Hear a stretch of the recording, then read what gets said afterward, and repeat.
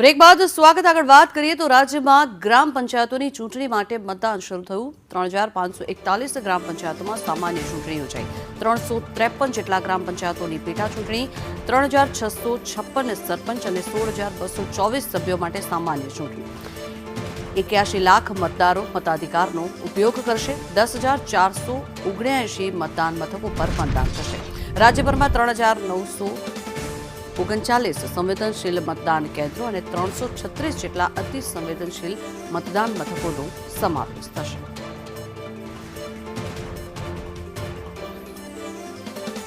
તો મહત્વનું છે કે ગ્રામ પંચાયતોની ચૂંટણી માટે મતદાન થશે અને તેની જે માહિતી રાજ્યભરમાં 3,939 જેટલા મથકો પર મતદાન થશે ત્યારે મહત્વનું છે કે સામાન્ય ચૂંટણી અને પંચાયતોની પેટા ચૂંટણી યોજાશે 16,224 જેટલા સભ્યો માટે સામાન્ય ચૂંટણી યોજાશે અને 81 લાખ મતદારો મતાધિકારનો ઉપયોગ કરશે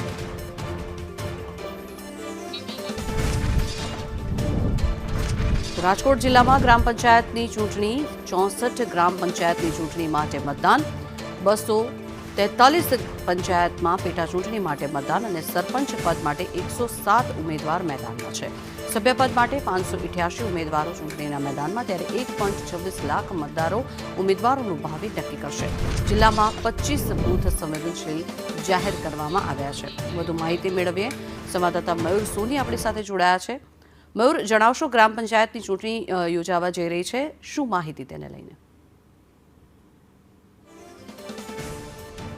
જી મયુર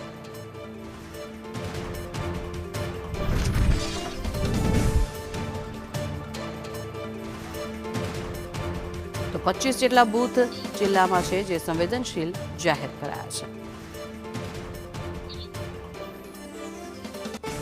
3,541 ગ્રામ પંચાયતોમાં સામાન્ય ચૂંટણી યોજાવા જઈ રહી છે ત્યારે 353 જેટલા ગ્રામ પંચાયતોની પેટા ચૂંટણી અને મહત્વનું છે કે 243 પંચાયતમાં પેટા ચૂંટણી માટે મતદાન થશે ત્યારે 10,479 મતદાન મથકો પર મતદાન યોજાશે કેટલાક સંવેદનશીલ મતદાન મથકો પણ છે મહત્વનું છે તેની માહિતી આંકડાકીય માહિતી જો આપને આપીએ તો ગ્રામ પંચાયતોની ચૂંટણીને લઈને 3,541 ગ્રામ પંચાયતોની સામાન્ય ચૂંટણી યોજવામાં આવશે ત્યારે 353 જેટલા ગ્રામ પંચાયતોની પેટા ચૂંટણી યોજાશે જેને લઈને મતદારોમાં પણ અનેરો ઉત્સાહ છે 81 લાખ જેટલા મતદારો પોતાનો મતાધિકારનો ઉપયોગ કરશે 10,479 મતદાન મથકો પર મતદાન થશે સવારે 7 થી સાંજના 6 વાગ્યા સુધી મતદાન થશે સુરત જિલ્લાની 62 ગ્રામ પંચાયતની પેટા ચૂંટણી યોજાઈ છે ત્યારે સુરતના ઓલપાડ વિસ્તારમાં આ ચૂંટણી યોજાઈ છે માંગરોળ છે અનેક વિસ્તારોમાં ચૂંટણી યોજાઈ છે વહેલી સવારથી જ મતદાતાઓ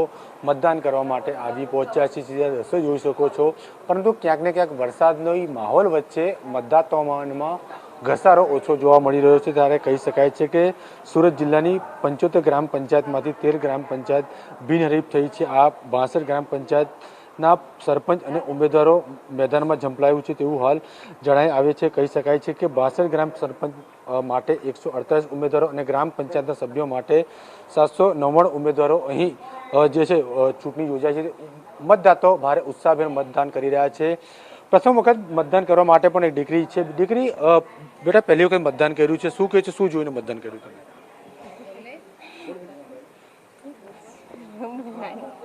પહેલી વખત મતદાન કર્યું છે શું જોઈને મતદાન કર્યું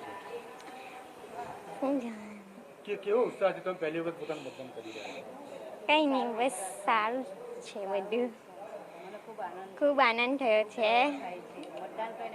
પહેલી વખત કર્યું છે કેવો ઉત્સાહ કોઈ પપ્પાએ શું કીધું છે મમ્મીએ શું કીધું જે ઠીક લાગે તેને મતદાન કરવાનું જે યોગ્ય લાગે તેને ખૂબ આનંદ થાય છે મતદાન કરીને એનો ઉત્સાહ પણ વધે છે તમે ઈચ્છો છો જે ઠીક કામ કરે તે જે બધાને સાચવે તે એનો આખા ઉલ્પાને સારી રીતે જોઈ છે વિકાસ કરે છે ત્યાં કંઈક ગડબડ થાય તો ત્યાં સાચવી લે છે બધી જગ્યાએ સારી રીતે દેખરેખ રાખે તેને મતદાન કરી શકાય બિલકુલથી આ દીકરી જે પહેલી વખત મતદાન કર્યું છે કે બેન તમે શું કહો છો આપે પણ મતદાન કર્યું છે શું જોઈને મતદાન કર્યું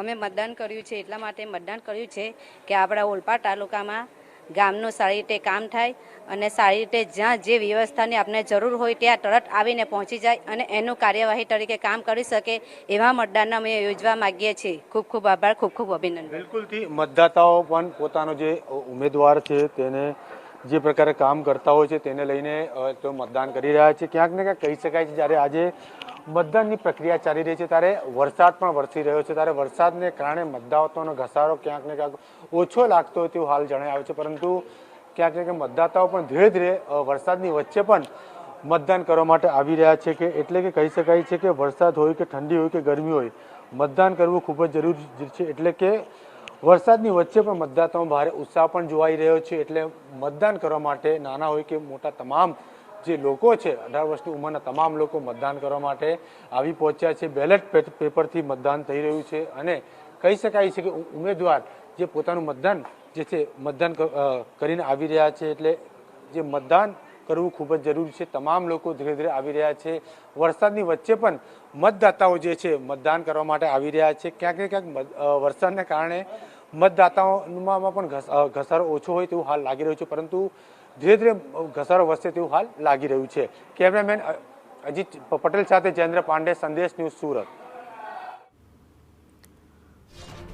તો પોલીસ બંદોબસ્ત વચ્ચે અત્યારે મતદાન પ્રક્રિયા ચાલી રહી છે. મહત્વનું છે કે સુરત બાદ હવે આગળ વાત રાજકોટની કરવી છે. રાજકોટમાં પણ મતદાન કરવા માટે લોકોની લાંબી કતારો નજરે પડી રહી છે. સતત લોકો મતદાન માટે ઉત્સાહિત નજરે પડી રહ્યા છે. મહત્વનું છે કે રાજકોટમાં, રંગીલા રાજકોટમાં લોકો મતદાન મથકે પહોંચી રહ્યા છે અને ચૂંટણીના મેદાનમાં લોકો પહોંચ્યા છે. ત્યારે મહત્વનું છે કે પેટા ચૂંટણી માટે મતદાન અને સરપંચ પદ માટે પણ 107 જેટલા ઉમેદવાર મેદાને ઉતર્યા છે. સભ્યપદ માટે 588 જેટલા ઉમેદવારો ચૂંટણીના મેદાને ઉતર્યા છે. ત્યારે 1.26 લાખ મતદારોના ઉમેદવારોનું ભાવિ નક્કી કરશે. જિલ્લામાં 25 જેટલા બૂથ છે જે સંવેદનશીલ જાહેર કરવામાં આવ્યા છે. ત્યારે રાજકોટ જિલ્લામાં ગ્રામ પંચાયતની ચૂંટણી યોજાઈ રહી છે. વધુ માહિતી મેળવીએ સંવાદદાતા મયુર આપણી સાથે જોડાયા છે. મયુર, કેવી પરિસ્થિતિ છે રાજકોટમાં જ્યારે ચૂંટણી યોજાઈ રહી છે?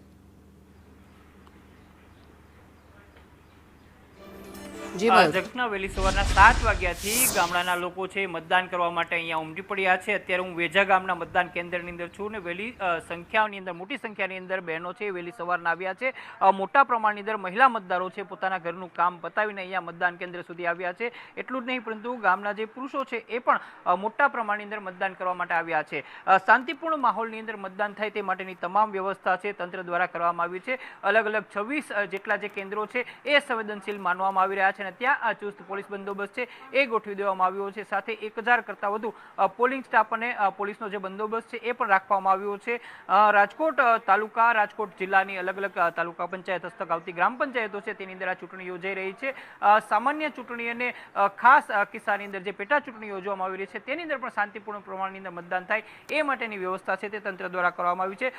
જંકના 1,26,000 કરતાં વધુ મતદારો છે પોતાના મતાધિકારનો પ્રયોગ કરશે. સાથે જ કહી શકાય કે આખા જિલ્લાની અંદર જે પ્રકારે 107 જેટલા સરપંચ પદના ઉમેદવાર છે, સભ્યપદ માટે 588 જેટલા ઉમેદવારો છે એમનું ભાવિ છે એ મતદાન કેન્દ્રની અંદર જે મતપેટી છે તેની અંદર કેદ થઈ જશે. આ વખતે પણ બેલેટ પેપર દ્વારા ચૂંટણી છે તે યોજવામાં આવી રહી છે. એટલે કહી શકાય કે ગ્રામ પંચાયતના જે સરપંચ અને સદસ્યો છે તેમના માટેની વરણી માટે અત્યારે મતદારો છે પોતાના મતાધિકારનો પ્રયોગ કરી રહ્યા છે. જી આભાર મયુર સમગ્ર માહિતી બદલ.